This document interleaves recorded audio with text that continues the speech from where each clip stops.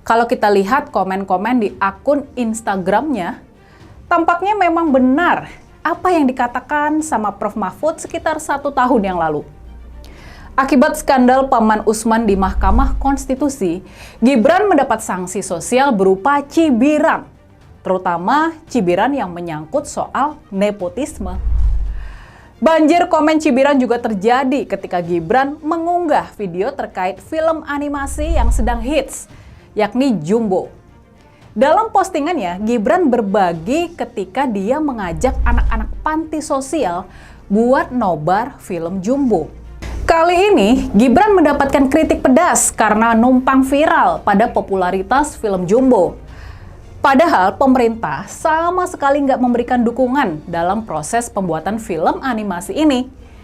Dan parahnya, yang lebih parah lagi, Gibran selama ini dikenal gencar mempromosikan pemanfaatan AI atau kecerdasan buatan untuk membuat desain ilustrasi dan animasi. Padahal cara-cara ini sangat ditentang sama ilustrator dan animator lokal maupun internasional. Di kolom komentar postingan Gibran soal film Jumbo, akun @bahrulhrs menulis seperti ini.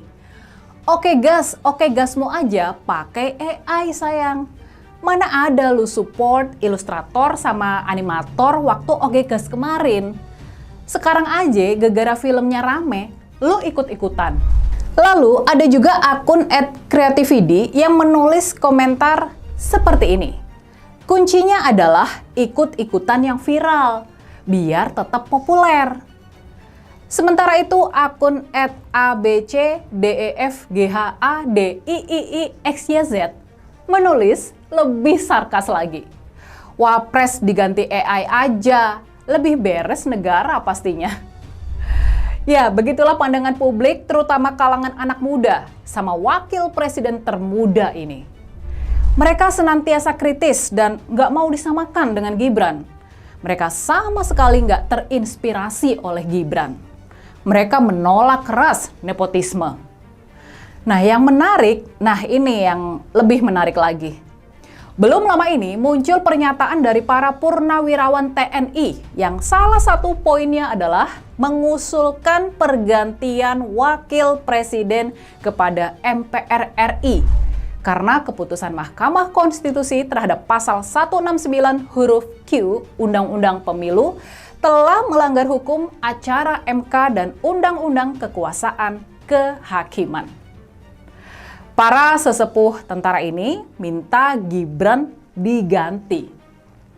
Yang menarik dari pernyataan ini adalah keterlibatan dan munculnya tanda tangan Wakil Presiden ke-6, yakni Jenderal Purnawirawan Tri Sutrisno yang ikut mendukung pernyataan tersebut. Pak Tri adalah seorang tentara yang sangat-sangat dihormati. Pak Prabowo dan Opung Luhut pun sudah pasti juga sangat hormat dan mendengar nasihat-nasihat dari Pak Tri Sutrisno ini, atasan mereka ketika mereka masih bertugas di ketentaraan. Makanya nih, pernyataan dan seruan dari para purnawirawan TNI supaya Gibran diganti bisa jadi bakal membesar dan semakin membesar walaupun mekanisme mengganti wakil presiden bakal benar-benar rumit secara konstitusional. Oke, itu saja pembahasan kita kali ini. Seperti biasa, tulis komentar kritis kalian di kolom komentar.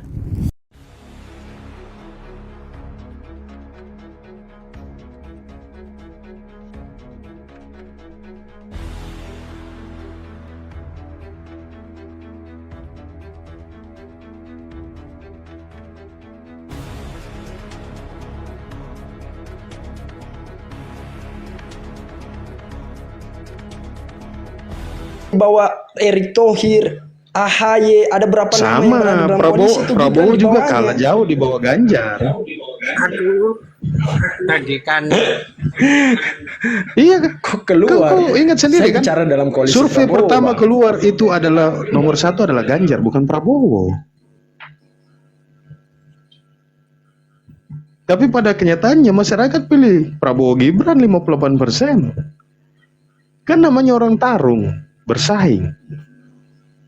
saling menunjukkan diri, saling mengumbar program. Itu yang mengambil hati masyarakat. Kepintaran orang dalam berkampanye, strategi orang dalam berkampanye, itu yang memenangkan hati rakyat. Kalau kau mau bicara seperti itu, rubah pemilumu, jalur profesional, tes profesional. Jangan suruh rakyat memilih, karena rakyat itu apa yang dia lihat di depan tampilan mereka. Mau kau profesor, kalau rakyat tidak suka apa?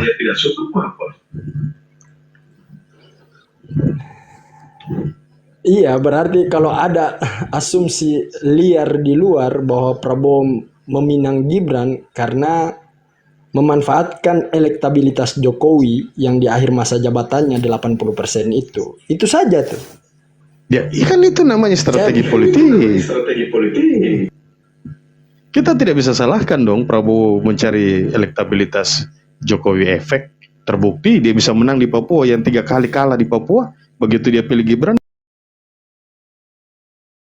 dia menang di Papua mutlak. Ya, lo Prabowo Elektabilitas sama kualitas sama tidak, Bang? ya keok. Oh, tidak sama.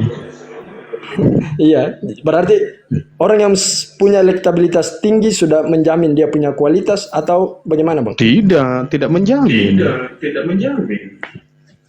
Terus berarti Gibran punya elektabilitas tinggi, belum tentu dia punya kualitas, itu kan poin. Belum tentu. Karena kalau kita mau bandingkan, banyak yang lebih pintar dari Gibran, banyak yang lebih hebat dari Gibran di Indonesia. Tapi masyarakat punya hati lebih senang pilih Gibran daripada profesor, daripada doktor.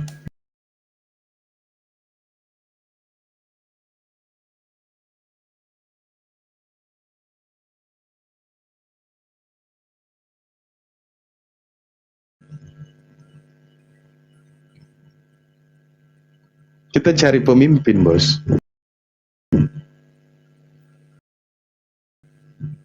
Prabowo bukan profesor.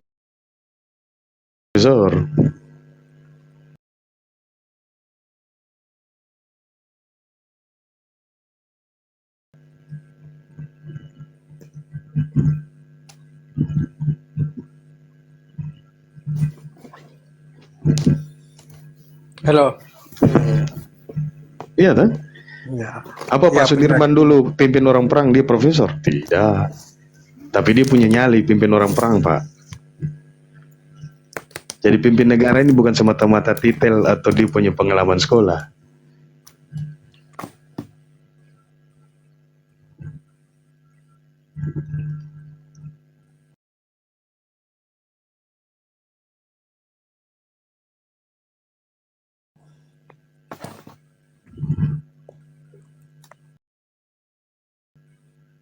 Halo. Pengen bertanyakan itu kira-kira Gibran ini mau diganti sama siapa? Bagi yang mau ganti Gibran itu sebutkan aja namanya. Gibran itu mau diganti sama siapa gitu.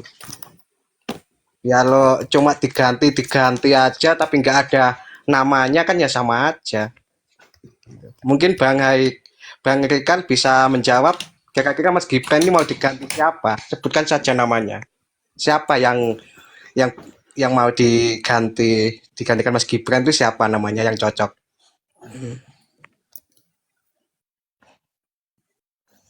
Halo, Mas Rikal? Kenapa harus saya menanggapi isu murahan begini? Loh, kan Saya pikir sekarang secara konstitusional sudah jelas. Tidak mungkin lah, masa. Kalau ada orang yang membahas, wah ini karena mau diganti Anies, aduh. Kok cara pembacaan analisanya seperti itu? ya sekarang Terlalu murahan untuk dibahas, Bang. Terlalu murah sekarang untuk gini, dibahas. lo kita keluar aja cuma mau ganti kan semua orang itu bertanya yang mau diganti sama siapa gitu loh. Siapa yang pantas gantinya itu yang pantas itu siapa gitu loh. Masa mau ganti tapi enggak bukan namanya. Kira-kira yang pantas untuk mengganti Mas Gibran itu siapa? 60% dipotong, minta diskonnya sampai 60%. Sudah gitu bayarnya 4.000, udah bayarnya 4.000 ya 40%. itu pembayarannya sampai 3 bulan. Itu berlaku ke semua ekspedisi yang bergabung di Shopee. Dan gue pernah nanya sama, ya gue nggak bisa sebutin ya nama ekspedisinya karena privasi. Gue tanya, Pak, kenapa ini begini? Kita nggak kuat lagi ngelawan. Bapak kan masa rombongan kan punya serikat semua tuh, pengusaha ekspedisi kan punya serikat. Kenapa nggak bisa ngelawan? Nyeletuk dia. Backing Shopee kuat banget, gak bisa dilawan. Susah. Ya udah, kalau mau nggak jadi dibilang hidup segan mati tak mau, Bang. Nggak melayani, diintimidasi, ya melayani ya dapatnya begini, cuma 40%, dibayarnya 3 bulan. Akhirnya banyak tuh counter juga, semua modar, Bang. Semua modar, Bang, nggak sanggup melayani. Kenapa? Karena memang tuh ada yang ngomong di bawah tuh, Arjini 3 bulan tambah 6 bulan lagi lahirannya. 3 bulan gue kasih tahu, 3 bulan pun dibayarnya 80%, Bang Farhan. Kalau mau tahu, demi Allah gue ngomong, dibayar 80%, yang 20% ditahan dulu. Dalam artian apa? Nanti ketika paket ada yang retur, itu tidak dibayarkan, Bang. Yang 20% itu nanti akan belum tentu dibayarkan full. Misalkan ada yang balik sekian persen, berarti yang dari 20% cuma kebayar sekian. Ya udah, itu di bisnis udah gila buat gua. Makanya kenapa gua tutup, gua jual usaha gua, Bang. Gua nggak bisa lagi berkemitraan dengan beberapa ekspedisi tersebut ya. Baik yang gua ada 3 ekspedisi sebenarnya, Bang, ya.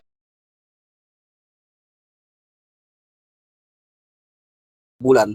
Makanya gue kenapa jadi driver online ini, gue nggak ada pilihan lain, Bang Farhan. Karena usaha gue, Pak Haji Iyad pernah ke tempat usaha gue dulu, masih usaha tuh. Gue punya 3 ekspedisi, Bang Farhan, kemitraan ya. Cuma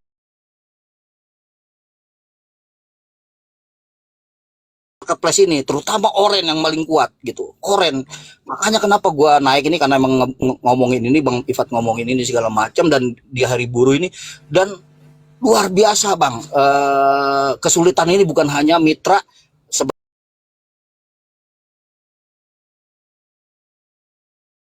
dan bahkan lebih jahatnya lagi, mereka membentuk usaha sendiri, Bang, ekspedisi yang sama di marketplace tersebut. Bener nggak? Dengan perusahaan tersebut dia bikin sendiri, dia rampas semua tuh. Jadi yang mitra itu cuma dikasih sekitar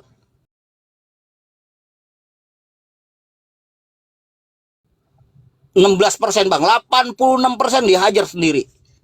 16% dikasih, dibagi-bagi tuh dari kiriman mereka. Itu data real, 16% dibagi-bagi semua ekspedisi, 86% lari ke ekspedisi dia. Termasuk si Ijo, si Oren, si itu yang satu tuh yang gitu. Itu sama. Tapi paling gablek ini ya si Oren ini pembayarannya. Gue bukannya ngomong buruk ya, emang ini faktanya gitu. Kenapa? Karena mereka di-backingin sama penguasa, Bang. Itu kesalahannya.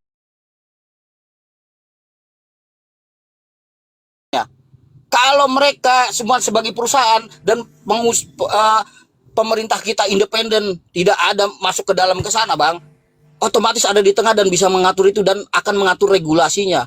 Lu mau usaha di gua ya begini, tapi ini enggak, ya kan? Mereka berpihak ke sana karena gua nggak tahu ada kong kali kong. Mereka itu bisa semaunya bikin aturan sendiri, termasuk aturan ketenaga kerjaan, bikin sendiri kan aturan kerja dengan poin segala macam, dengan sanksinya. Termasuk kurir-kurir yang mitra yang receh, Bang.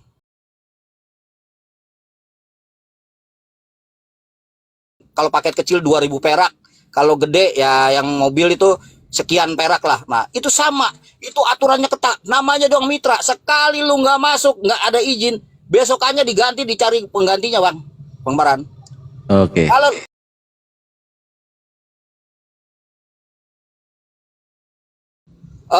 jadi tambahin mitranya, jadi bagi-bagi paket, siapa yang mundur ya udah, yang kuat bertahan, yang mundur keluar. Kalau dapat paketnya dikit pasti mundur, Bang, ngerasa rugi. Tapi kalau dibikin begitu, Bang, kenapa? Kan dia tahu negeri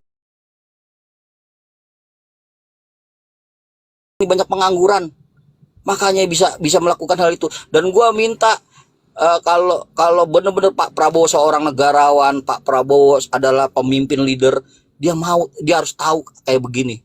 Dan terakhir kemarin yang perintah Pak Prabowo memberikan apa? Memberikan THR. Lu mau tahu nggak? Gua ini performa gua 80% lebih, Bang. Hampir 90%, ya. Gua kerja bagus, perharinya bagus. 50.000, Bang, dapatnya. 50.000. Kan lumayan buat beli kurma. Angpau lebaran. Kenapa dibuat sedemikian rumit, Bang? Lu mau dapat sekian, itu yang dapat 900.000 kan ada tuh driver. Itu nangis kerjanya, Bang. Nangis. Nggak bisa cancel. Pokoknya hajar terus kemana aja terus. Itu nangis, Bang. Makanya gue bilang ini kan THR, bukannya bonus, bukannya benefit. Kalau benefit boleh lalu pakai performa. Kalau THR harusnya